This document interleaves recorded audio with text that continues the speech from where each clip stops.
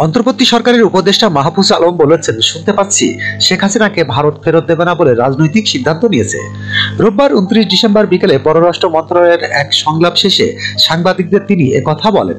মাহফুজ আলম বলেন, গত সরকার এক ধরনের নতজাত পররাষ্ট্রনীতি নিয়েছিল, তবে রাষ্ট্রের জায়গা থেকে আমাদের বাস্তববাদী হতে হবে।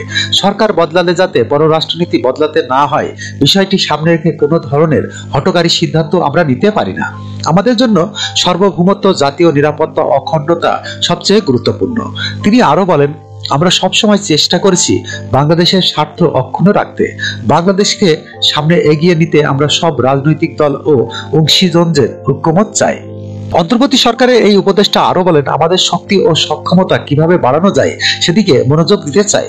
কোন রাষ্ট্র কি করলো তার চেয়ে গুরুত্বপূর্ণ আমাদের সক্ষমতা বাড়ানো এবং দর কষাকষির শক্তি বাড়ানো। বাংলাদেশ সক্ষমতা বাড়াতে পারলে আন্তর্জাতিক পরিমণ্ডলে দর কষাকষির ক্ষমতা বাড়বে। উল্লেখ্য, প্রত্যাবর্তন চুক্তির আওতায় শেখ হাসিনাকে ফেরত চেয়ে সম্প্রতি ভারতের পররাষ্ট্র মন্ত্রণালয়কে কূটনৈতিক পত্র পাঠায় ঢাকা। বাংলাদেশের পররাষ্ট্র মন্ত্রণালয় বলেছেন, শেখ হাসিনাকে ফেরত পেতে ভারতের চিঠির জন্য অপেক্ষা করবে বাংলাদেশ। জবাব পাওয়ার পর পরবর্তী পদক্ষেপ নেওয়া হবে। যখনকার খবর তখনই দেখতে চোখ রাখুন সুন 24 টিভিতে।